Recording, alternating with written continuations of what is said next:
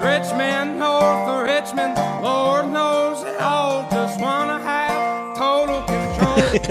Living in That is such a valuable piece of advice there. These are the sorts of things that we should talk about right in the first 5 minutes of the podcast. Started giving people free quotes. In sunshine and rainbows, it is Definitely a thing for just being a solo The operator. change in mindset makes a massive difference. Welcome to Aussie Lawn Stars. Okay, Ben, I want to know more about your equipment. And we're talking about lawn care and gardening equipment, just in case you get distracted there. So we've mentioned a couple of things already, but I'm sure you're not still running around in the Falcon Ute. So what does it look like these days? I am running around in a Falcon Ute. Oh, wow. Okay, yep. But it's not the first. It's not the first one. I had an upgrade. Okay. Probably one of the last ones that they made. I was going to say they're not making them still, so you can't have that choice forever. Yeah, I knew you're not a Ford man, but thought, no, we're going to talk about Ford. Look, it's fine. If push comes to shove, Yeah. I would probably drive a Ford instead of a Holden. Oh, that's controversial. Yeah, it is, but I lean slightly to the Ford over the Holden. Yeah. And when it comes to vehicle preferences, you'd be pretty hard pressed to find me in a Mitsubishi, although I have driven one. But yeah, I do find certain aspects of Fords better than certain aspects of Holdens. So we'll leave it at that. Some people are so passionate in one or the other, but I mean, I grew up with Fords, and I like my Fords, but I certainly like Holdens too. I'm not that patriotic and passionate and. Well, let's take a stab at something here, right? I've had a Ford Ranger, and I am not a fan. Okay. So if I'm going to buy a Ford, it's probably not going to be a Ford Ranger. Just saying. Yeah, there is a bit of talk about negative talk, but there's so many of them on the road. There is, and that says something that makes it a little bit easier now when you have a broken down one to be able to find some spare parts. But we've just been on a trip up through New South Wales, a road trip, and there were so many Ford Rangers. I was looking out at all the different vehicles as I do, and all the dual cab Utes and the Rangers and the Amaroks, but a lot of Isuzus, the D-Max, is it? Yeah, yep. They're on the road a lot now. So yeah, I've got a few friends that drive Ford Rangers, and one of my closer friends, if we go road tripping together, I'll give him a buzz. I'll like, hey, Clint, I saw a Ford Ranger on the side of the road there. Is that you? Do you need a tow? I would have pulled over, but I didn't want to be associated with you. Negative, unhappy experience for you. Yeah, but no, it seems to be there are some issues with Ford Rangers, but obviously there's a lot of people love them. Yeah. Anyway, before you go, the other vehicles I really noticed because we got pretty some really remote area, not off road or anything, but yeah, and there were so many Ram trucks in the country towns, and also the Toyota Land Cruisers with their tray on the back. Yes, yeah, and both of those vehicles are getting up there in price. So if you're well off, spending $80,000-$90,000 on a dual cab Land Cruiser that doesn't even have a tray on it yet might seem like a really smart financial choice. And I'm not trying to lose listeners by talking like that. Same with the Ram truck. I think they're starting up around $150,000. I think so, yeah. But yeah, there's a lot of people running around in them. Yeah, and these are people that are on in the small country towns, and they're obviously farmers because they were covered in dust. They weren't what you call two-rack tractors. They weren't mum's pickup vehicle. Yeah, that's what they call them down here, the two-rack tractor. Yeah, where the member of the family who's not working is driving this big urban assault vehicle. But I like seeing them in the country when they're actually working, doing what they're built for. That makes a lot more sense. Yeah. Mm. Yeah, so you're still driving around the Falcon. Yeah. So it'd be hard to part with. It's only just clicked over 100,000. Yeah. It's so a what year model? FG Right. 2013. So does it have the famous barrow motor in it? Oh. Yeah, asking the wrong person. Is it a 6 or an 8? A 6. That's got the barrow motor in it. Okay, XR6. Yeah. Yeah, If there it- was an XR6 and there was an XR6 Turbo, and that was it.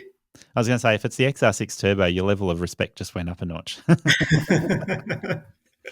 But then, anyway, no, they're both good. The barrow motor is one of those motors that is bulletproof. It's like you can take that, push 1,000 horsepower out of it, and it'll just keep going. Yeah, and no, my one, for what it's towing the tandem ute full of green waste, or maybe a metre of mulch. Okay, I was going to ask that. So you're towing a trailer most days? Yeah, pretty much most days. With the mower and ladders on board, and it's towing it easily. Yeah. It probably gets a little bit thirsty if you're towing a lot, but it'd be pretty good. Yeah, I think without knowing the numbers, I think my fuel economy is pretty good, but I'm very local, local kilometres now.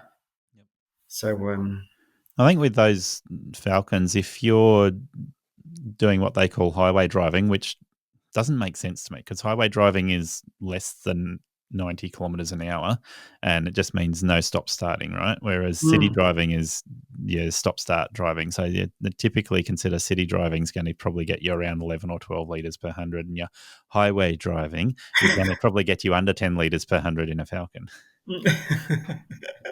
yeah, not too many highways in my suburbs. Yeah, fair. But I'm aware in the back of my mind that at some stage I'll probably upgrade the ute. But a matter of when. I do like because sometimes I like to not be towing a trailer if I'm just doing a mowing day or a hedging day that I'm not taking the rubbish off site. Well, the Falcon would be incredibly easy by comparison to a four-wheel drive ute because you're lower to the ground. So getting the mower in and out of the back of the ute, so much easier. With the, I think if I had a tray on it, in one way it would be a lot better because I think the mower on the tray, side load, and then you have a toolbox for your hedges and I think that'd work well. I think putting the mower in the tubs and it's got a sliding lockable lid. It's just a bit of a pain in the butt sometimes. I mean, it's a small issue in the world. But yes, but no, because that issue is efficiency in your business. Yes. So some days if I'm just doing mowing or even if it's got the small gardening jobs and I'm not taking much rubbish away, but I've still got to take the trailer with the mower in it and a ladder on the trailer because that all can't go in the ute. Yeah. So it is a bit frustrating, but I mean, so if you've dropped the trailer to be more efficient, but then it's a pain to get the mower in and out of the tub, then exactly you're losing half of the benefit from that efficiency gain. Or you're taking one or two bags of rubbish, and you've got the mower in there, and you've got a little ladder, and you're unpacking at each job. That's not efficient. Yeah, so the efficiency gains going without the trailer means it's easier to find parking. So you spend less time looking for a park, yes. and less fuel consumption, although it's probably not a major issue. But generally speaking, you're gaining efficiency by not towing the trailer. So you want to make that as efficient as possible when it comes to loading and unloading too. Yes, yeah. And certainly moving to a tray would benefit you quite significantly, especially if you ran something like an equipment defender rack on the tray, so you easy access to your whip, hedge trimmers, bits and pieces. Very nice. Is that an ad? No, I don't get paid by Ben. Oh. I just talk about that stuff because it's good, and I like. Yeah. No, I'm only staring. I think that sort of thing looks really good. I mean, then on the other side, my ute with a lockable lid means that everything's waterproof, pretty much secure out of sight. If my car's in the street and I'm down a couple of houses from where I'm working, at least I know that my tools are safe. True, that's pretty valuable, especially in some suburbs. If you've got a lot of people moving around where your vehicle's sitting there without you sitting there with the guard dog, then if you're in the backyard or locked something. up. Yeah, so that's unfortunately the way it's going at the moment. It's a lot of tradies are losing tools and stuff, and so I've got a few little issues that I've got with that I've got to decide. What's a priority? Is there a tray on the back of the ute, or is it another ute with a tray come along, or do I just stay with the ute with the lockable lid?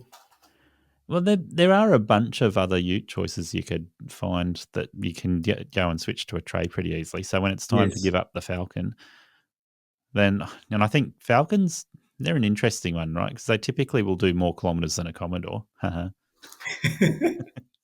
But you've got 100,000 Ks on it. At what point do you go, well, the reliability of the vehicle becomes an issue and it's time to upgrade? And might be at 100,000 Ks, or it might be at 200,000 Ks. You might go, well, if you run it like a taxi, those Falcons are good for 1,000,000 Ks. Yes, and like I said, I've only just clocked up 100,000, so Yeah. I'm only using it really for work in the evenings, and on the weekends we're using the wife's car. So Yeah, okay. So it'll last a while. yes, yeah. In an ideal world, even if I upgraded to another vehicle, I'd love to keep the Falcon, but that probably wouldn't happen. But Yeah. So let's cover some more of your equipment. You mentioned a trailer. Did you say it was an 8x5? yeah, 8x5, yeah, The Maxwell? yeah. The traditional gardening, gardener's trailer. Yeah, okay. So tandem axle 8x5 with a cage, It's fully Fully fully enclosed? sheeted, fully enclosed. Nice. That's what fully mine looks like enclosed. too. Yes, non-tipper. So I'm at the tip raking it all out. The amount of people I've seen come up with genius solutions for that, like putting a Yes, tarp underneath and then pulling a rope over the top of your load so you can just pull the tarp out and everything comes out clean. yeah, Yeah, some good yeah, options there if you don't run a tipper. yeah. I did a little garden clear out last year for some people, and there was no where to park the trailer. Yeah, So I thought I only needed limited tools. So what I did was I thought I'd take the rubbish to the tip in the ute, and I put the tarp down, yeah, got to the tip, pulled the tarp out and brought out all the foliage, and that worked pretty well. yeah. That was a good way to Yeah, work. and it was quite close to the tip, so I did two tip runs, and Yeah, it was perfect. awesome. Yeah, that's a once off. Yep. Yeah, now we've touched on some of your equipment already. You've got a bit of ego gear. You love still. Yeah, still. So, what have you switched to battery, and what are you still using petrol tools for? Okay. Well, it's obviously still the Honda 196 for petrol, Yep, but then I've still got a still blower that I haven't got rid of yet. It's the BG86. yep. Traditional Um, blower. yeah, I actually bought that about 6 months before I got the ego blower. I Yeah, had that difficult person that I thought, I think I'll try out the ego blower, because there's a bit of talk yep. about it, and I've been really impressed with the ego blower. But yeah, so that still blower is pretty much sitting in at home, and I just fire it up occasionally just to give it a run. The old BG86, I've had the 56, which is Yeah, almost the same engine. It's just less vibration dampening, I think, is the main thing on the 56. yeah, But yeah, they're a bulletproof machine. So it was for petrol blower, they're great. and But it's yeah, hard. when Yeah, you go to a battery handheld blower and like you've recognised by the sounds of it, mm, it's hard work to pick up the petrol one afterwards because the battery one's so easy to use yeah. I have it. and works well. Yeah, sorry. I have at times packed the steel petrol blower in the ute just as a backup. Yep, fair. Just that's probably my own paranoia, not wanting to be caught out if something happened to the ego blower. Yeah, fair. But yeah, so I've got I'm using all steel battery hedge trimmers, Okay. and I've been using them since 2020. That was the Yeah. steel battery hedge trimmers were my first foray into battery tools. And hedge trimmer is the gateway for the battery. Absolutely, and I've been very impressed. So with the still hedge trimmers, what models are you running? I've got it all written down. Yep. I've got the HSA 86 Yep. and the HLA 66. The HLA 66 is an interesting one. So that's a short reach pole hedger, right? Yes. And it's nice lightweight, so it's really easy to use. But it's still, Yeah. if I understand correctly, it still does a really good job. It still cuts through some pretty thick stuff. Yeah. And, anything thicker, you're obviously going to use other tools if you're doing a big reduction. When I looked at battery the first time, and it was back in 2018, I tested a couple of still tools, and the HLA 66 was one of the reasons why I didn't buy still. I went to Husky instead. And please understand this. I love still. I would have preferred still, which is why I tested still battery gear before Yes. Husky gear. It just didn't stack up. And I looked at the HLA 66 with the plastic shrouds around the gearbox, and I'm like, oh, no, can't do it.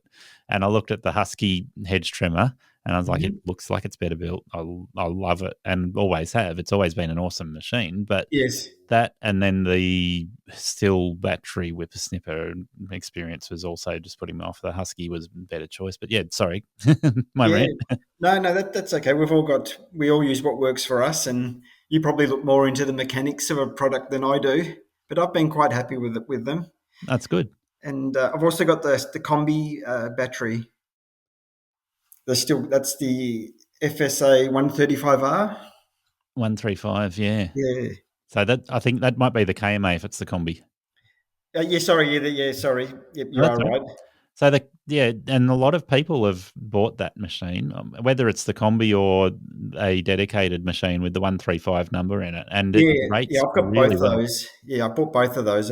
Just with my writing at that moment, I just mixed them up. But I've got the FSA Whipper 135R and the KMA. I was talking to Jaden Ribchester. You might know that name. Certainly do. His interview's coming out, and so yours Great. is, when people listen to this, they will have already listened to Jaden's.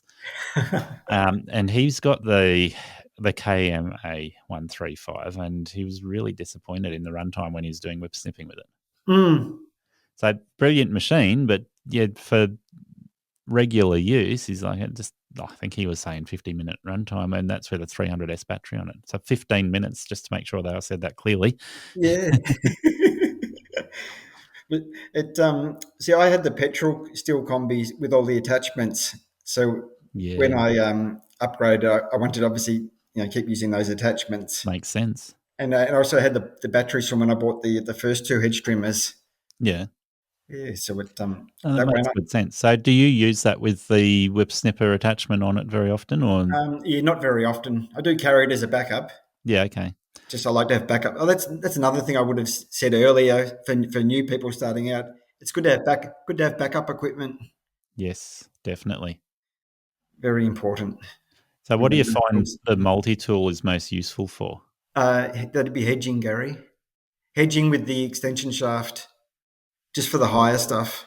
Okay, so you still use your FSA 86? Yes, yeah. And 66? Yeah. When there's the taller hedges that those two won't, that I can't reach with, Yeah, you go to the multi. I'll whack the extension shaft in. So it's good to have. Yeah, that makes sense. Hmm.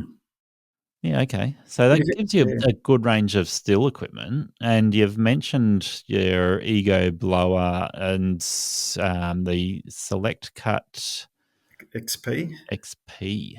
Yes. Yeah. So are those the only Ego tools you've got at the moment? Yes, those are the only two. Yeah. And I've got plenty of batteries for them as well, with all the rebate ones. Is that it? Yeah. The freebies. Yeah. I'm guessing the still blower that you've got is the 1300 meter an hour one, the sort of top of the line that's available at the moment. Yeah, absolutely. It's been great. Yep. And how have you found the Select Cut XP? Do you use it more or the Honda more?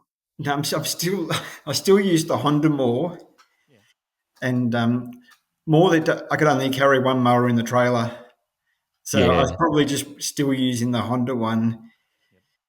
And the grass was growing so quickly in Melbourne over January, February. Yes. And I do cut my lawns quite short at times, and I was just still really happy with the Honda, and I'd use the Ego for the really nice lawns. I've sort of been preserving the Ego XP for the really nice, immaculate lawns. That's good. I mean, it's good to know that it's your choice for the immaculate lawns. Yeah. I mean, they're both brilliant mowers, so it's not like you're comparing a really good mower with a really bad mower. No.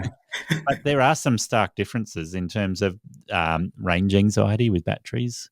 Yes. And I guess also it'd be interesting because I don't use the XP, And Barry hasn't shouted me an XP yet.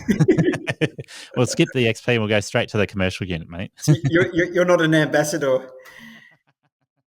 No. But with the select cut that I do have, one of the biggest complaints is being able to cut low. And if you're dropping it down onto its base, then it tends to, the bottom of the base floats across the top of your grass. So you can't get a really low cut. You're certainly hard pressed to scalp with it.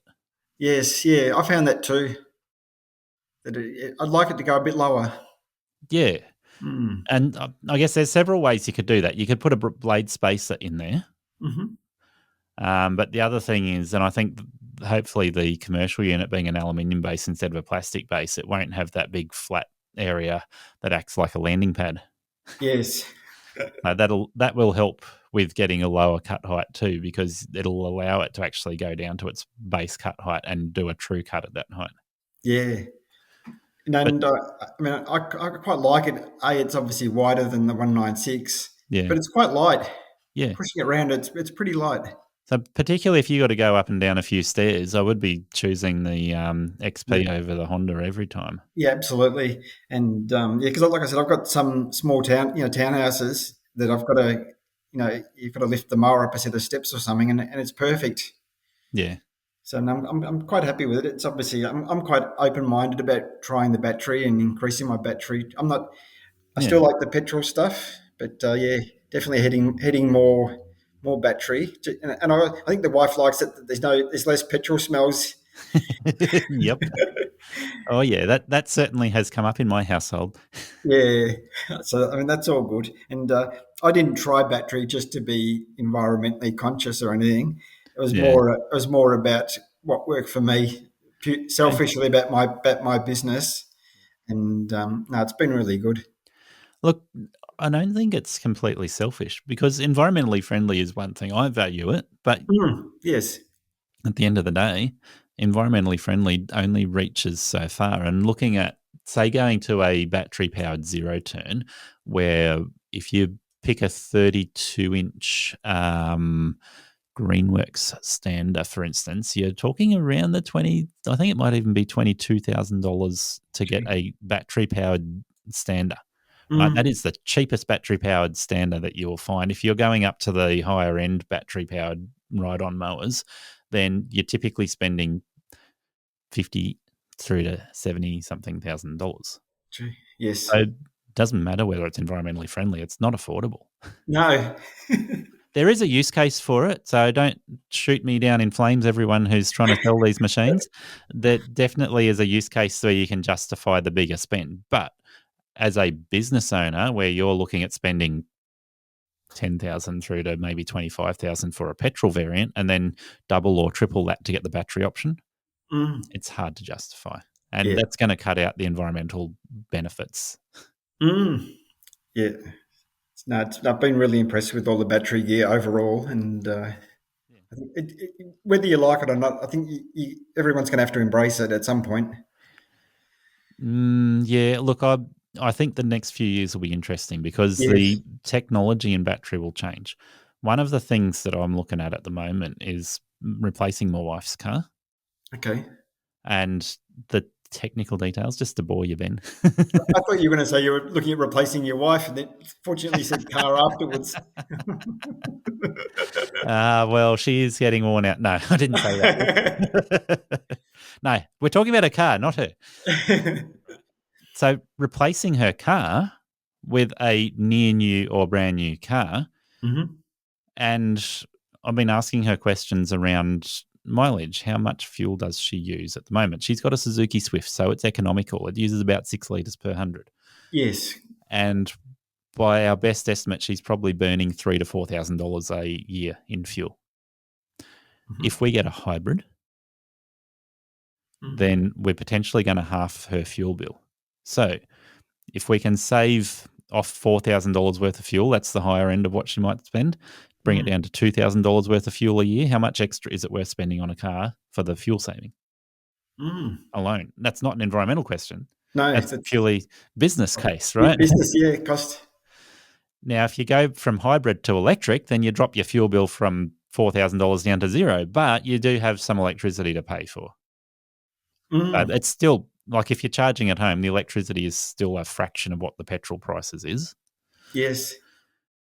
But we're going from looking at a $20,000 car to a $25,000 car to a $30,000 car. And then you go, okay, hybrids are achievable when you're in that $25,000 to $30,000 price bracket. And then you're going from there up to 35 grand to get plug-in hybrids, which will go further on their battery. And then for a full electric car, we're starting close to 40 grand. And that's the bottom end of the electric. The bottom end, yeah. For what sort of car you're going to get for 40 grand? There's a BYD Atto 3. And that's secondhand, mind you. That's not even brand new. But yeah, you're in that bracket of BYD Atto 3 or a Tesla 3. Either of those options are sort of your bottom end when you're looking at a electric vehicle that can do 400 kilometers or more. Yeah. You might be able to answer this. I remember you did a post on the lawn mowing group. I think you were in Perth, and you were charging a Tesla. You might have been at McDonald's one morning. So I was. And how long did it take to charge? I didn't have enough You were time there the week before? I did not have enough time there to do anything significant. So it was a waste of time. If I'd been in the city in the middle of Perth, there was a supercharger that would have charged the vehicle in 45 minutes. But the charger at McDonald's there, it would have taken 2.5, 3 hours to give it a full charge, bring it back up and it was around 40%, 30% charge left in the battery at that point in time. Okay. So it made a small difference to it, not enough. When we were on our road trip coming back on Monday, we stopped at Gundagai at the roadhouse, Dog on the Tucker Box, for a break, and they had 4 NRMA chargers. Yes. All the random cars, but then they also had 4 Tesla chargers further back. Yeah. And I thought, so can the Tesla cars charge at the NRMA chargers, or are they just on Tesla chargers? Yeah, look, I'm not the expert here, but yes, they can charge on the NRMA chargers. So typically speaking, Tesla is the most widely supported platform. Okay. But if you have a BYD or another brand, Cobra, there's so many brands available now, but yeah, any of those other brands of electric vehicle, they're going to be more limited in what they can use. So what it'll come down to, it doesn't matter about the brand of charger so much, it matters about its compatibility. So is it got a certain format of plug that you can connect to, and does it have compatibility with the charging capacity? So if you're talking a Tesla supercharger, then it might be able to charge a Tesla in 45 minutes, but you might not be able to charge a BYD in 45 minutes. It'll still charge, but it's going to take 3 hours. Right? And that's just me making stuff up there to prove the point. I'm not saying that's accurate. Yes. But I was actually looking at that with my wife last night. There was the option to look at a BYD Atto 3 as one of the vehicles we're considering. And if we charge it at home from 0 to 100%, 28 hours off a normal 10 amp circuit. So there's a lot of incentives to upgrade the charging infrastructure at home. And if you get up to a 20 amp circuit, then that boosts that. And I think it brings it down to around 6 or 7 hours to charge. Okay, so much easy to charge it overnight. Overnight, yeah. And you don't use all of that battery every day. For my wife, if it's got that particular vehicle had over 400 kilometer range on it, and obviously range is just a number, it's a guess at what it will do, but she will typically do 80 Ks in a day when she's working, and then if she's not working and she's just running around visiting grandchildren or whatever, it's different. Yeah, runabout.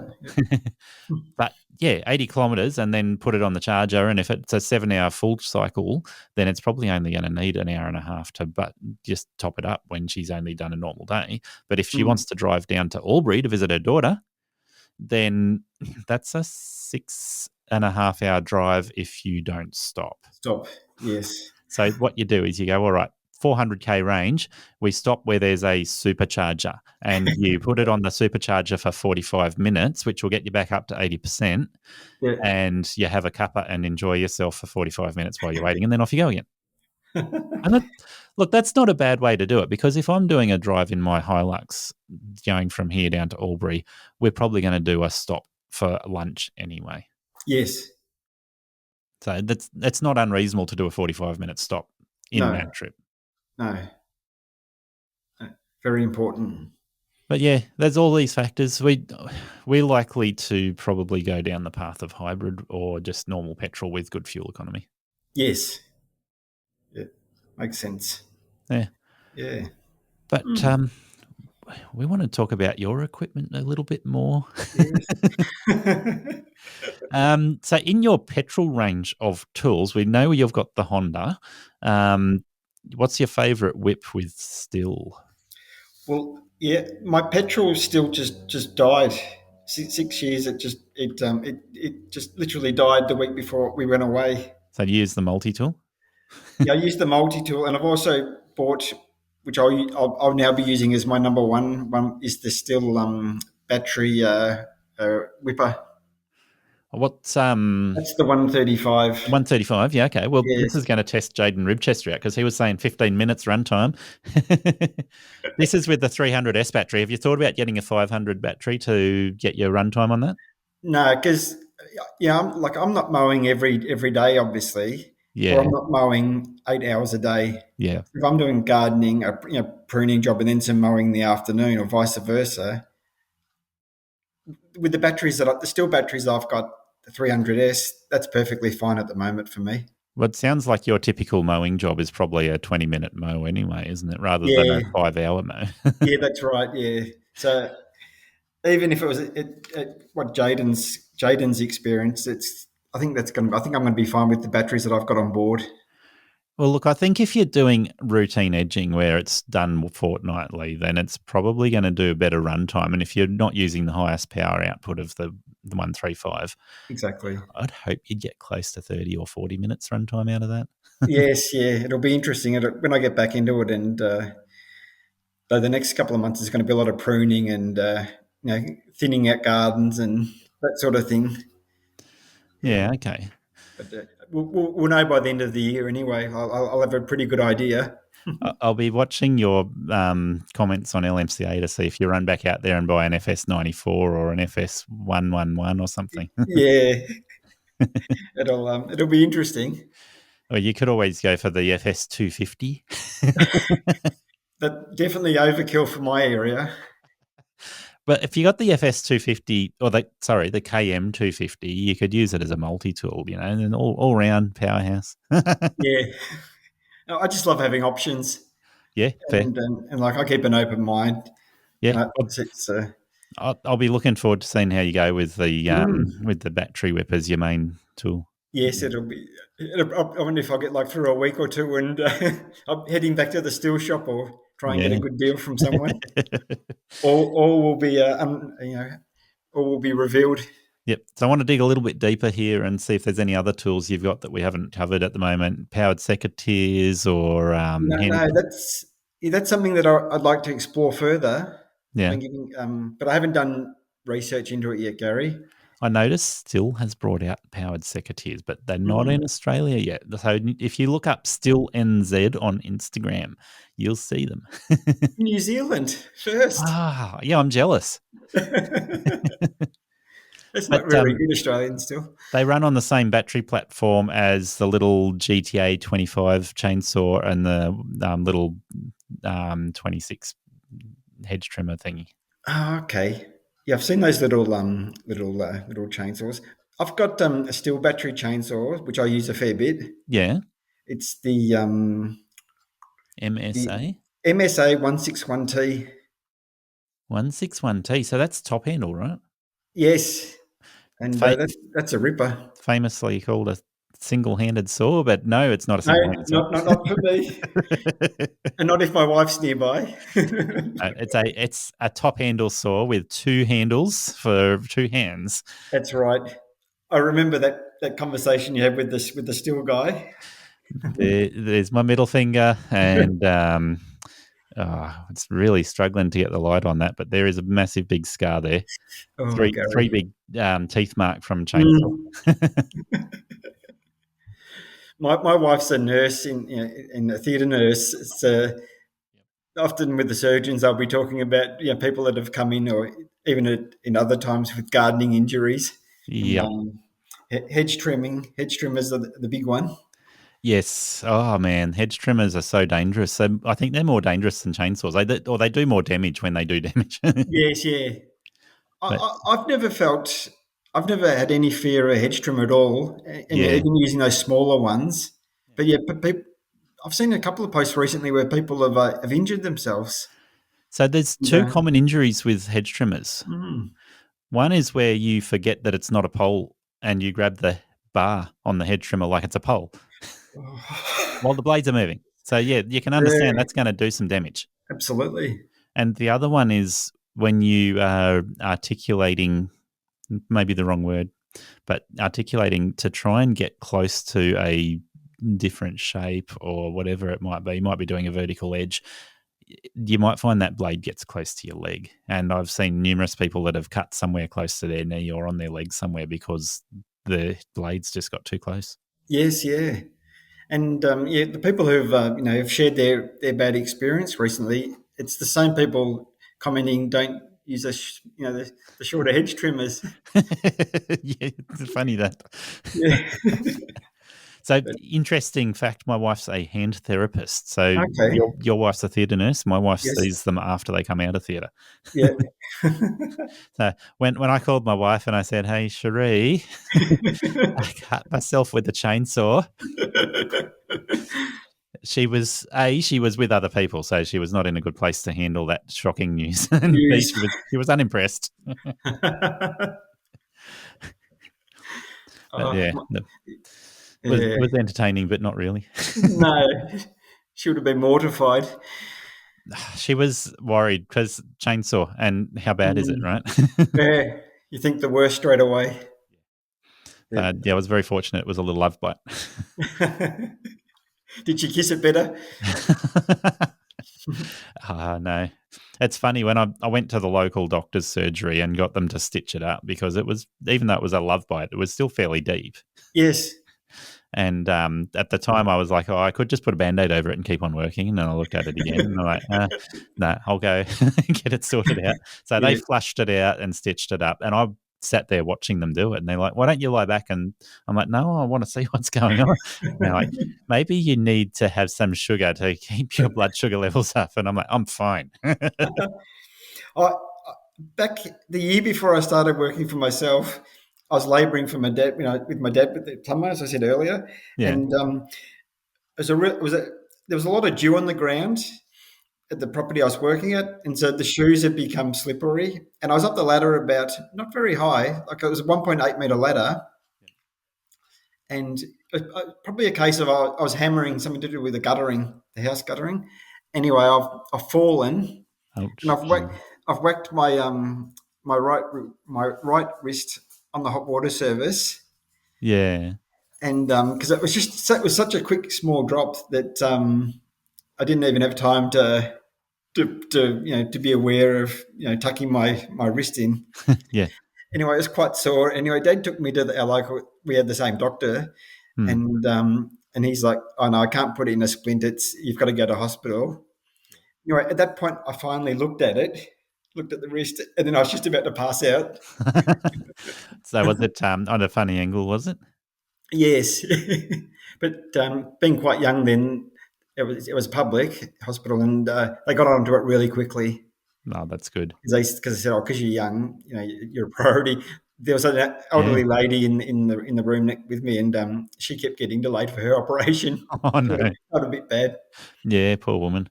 but yeah, Yeah, unfortunately, that's how emergency works, right? You come in and you're a higher priority and you go straight through. yep, yeah. No, I was very lucky. But everyone has some sort of incident at work at some stage in this industry. Just try and minimise them. Yeah, well, I was just talking today about doing swims and work health safety procedures and policies, and it's like, yeah, that's an important thing, especially when you got employees. Yeah, Got a to lot of have responsibility. a plan as to how you deal with it. Yes. Whereas if you're working by yourself, you've just got to be.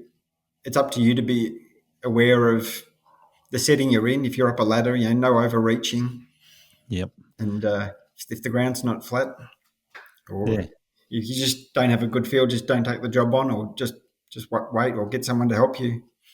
And I think that's That's a really good lesson in this business, is to learn when to say no. That's Yes. outside of the scope of what I'm willing to do or what I can do. Yes.